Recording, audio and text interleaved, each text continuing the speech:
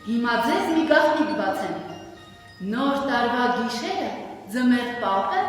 կայցելի ձեզ։ Վանաձորի Բոհեմ կամերային թատրոնը տարին ամփոփում է ամանորյա մանկական գունեղ երաժշտական ներկայացմամբ։ Փոքրիկ հանդիսատեսը կհետևի ձնեմարդու ամանորյա արկածներին։ Չարգայլն ու Ագրավը գողանում են Ձյունիկի ամանորյա նվերները, նաև առևանգում նապաստակի ձագերին։ Հեքիաթում սակայն ինչպես միշտ բարին հաղթում է։ Ներկայացումը փոքրիկներին հիշեցնում է ընկերության, միասնության ու արդարության կարևորության մասին։ Ինչպես ամեն տարի, այս տարի եւս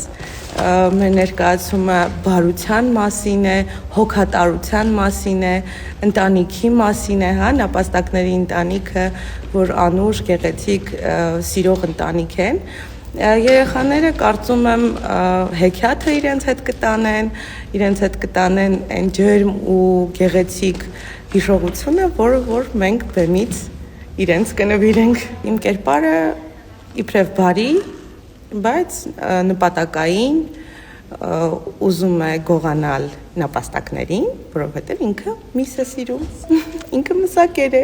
Հեքիաթ է եւ փորձում ենք տարբեր ձևերով ներկայանալ եւ Գայլը փաստորեն պատրաստվում է չարություն անել Ագրավի հետ միասին, բայց երեխային սովորեցնում ենք այն բանով, որ յուրաքանչյուր չար կերպար կարող է բարիանալ։ Ի վերջո բարին է հաղթում եւ սերն է հաղթում։ Տարվա ընթացքում շուրջ 4000 հանդիսատես են ընդունել, մանկական 2 ներկայացման առաջնախաղ ունեցել, աշխատել են նաև դպրոցական աբոնեմենտային ծրագրով հյուրընկալելով աշակերտներին։ 2025 թվականը բավականին արգասաբեր էր Բոհեմ կամերային թատրոնի համար, ունեցել ենք եւ հյուրախաղեր, եւ փառատոնների մասնակցություն, եւ պրեմիերա, տարբեր հյուրախաղեր ենք ունեցել, դա եղել է տարբեր քաղաքներում հանրապետության, այնուհետեւ մայիս ամսին հրավիրվել ենք Ռուսաստանի Դաշնության անապակ քաղաք հյուրախաղի,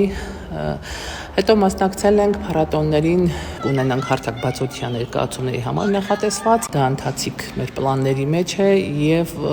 անպայման պիտի ունենանք եւս մեկ բացօթյա ներկայացում, որովհետեւ մենք կտրվածքով զգացինք, որ հանդիսատեսը մեծ պահանջարկ ունի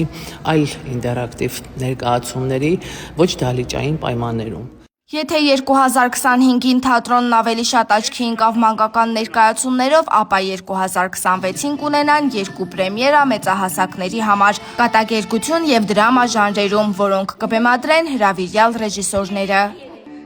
Սերինե Սերոբյան, լուրերի համար։